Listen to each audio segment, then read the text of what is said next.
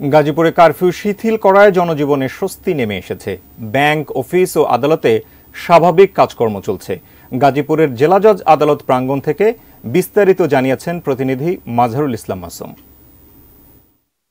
Curfew সকাল 10টা থেকে বিকেল 5টা পর্যন্ত শিথিল করার কারণে এবং অফিস আদালত খুলে দেওয়ার কারণে আবার জনমনের স্বস্তি ফিরে এসেছে। আমরা বাজারে গিয়েও দেখেছি যে সবজি এবং নিত্য প্রয়োজনীয় পণ্যের মূল্য কিছুটা কমে এসেছে, অর্থাৎ সরবরাহ বৃদ্ধি পেয়েছে। আমি রয়েছি গাজীপুর জেলা জজ আদালত এবং আইনজীবী সমিতির যে কার্যালয়, তার মাঝখানের সড়কের মধ্যে।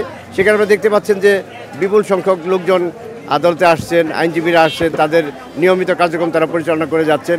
জেলা প্রশাসক সহ সকল অফিসগুলো খুলে দেওয়া হয়েছে। বিকেল 3টা পর্যন্ত সেই সরকারি অফিস আদালতের কার্যক্রম চলবে, এমনটি আমাদেরকে প্রজ্ঞাপনে আমরা জেনেছি।